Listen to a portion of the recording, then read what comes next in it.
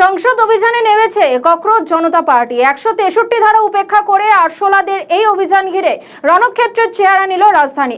Barricade ভেঙে মিছিল এগিয়ে নিয়ে যাওয়ার চেষ্টা হলে জমায়েত ছত্রভঙ্গ করতে ব্যাপক লাঠিচার্জ করে পুলিশ। প্রায় 5000 পুলিশ এবং আধা সেনা নামিয়ে কার্যত ঘিরে ফেলা হয়েছে যন্তর মন্তর চত্বর। দিল্লি পুলিশের তরফে আগেই জানিয়ে দেওয়া হয়েছিল সংসদ অভিযানের জন্য সিজেপির তরফে পুলিশের কাছে কোনো অনুমতি চাওয়া হয়নি।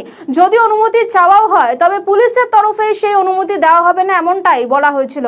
সেই ছবি আপনারা দেখতে পাচ্ছেন। সিজিপিতে সংসদ অভিযান ঘিরে রীতিমতন রণক্ষেত্রের পরিস্থিতি। আমরা জানি প্রায় 20 দিন একেবারে যন্তর মন্তরে অনশনে বসেছিলেন সোনাম ওয়াংচুক এবং স্বাভাবিকভাবেই তারপর থেকে রীতিমতন উত্তপ্ত হয়েছিল রাজধানী এবং তারপর সোনাম ওয়াংচুককে হাসপাতালে ভর্তি করা হয়। তিনি এখনো পর্যন্ত হাসপাতালে চিকিৎসাধীন রয়েছেন, কিন্তু আজকে একেবারে রণক্ষেত্রের চেহারা নিয়েছে দিল্লি। প্রায় 5000 পুলিশ কর্মী এবং আধা সেনা নামিয়ে রীতিমতন ব্যাপক লাঠিচার্জ করা হয় এবং স্বাভাবিকভাবেই এখন সেখানকার পরিস্থিতি রীতিমতন উত্তপ্ত।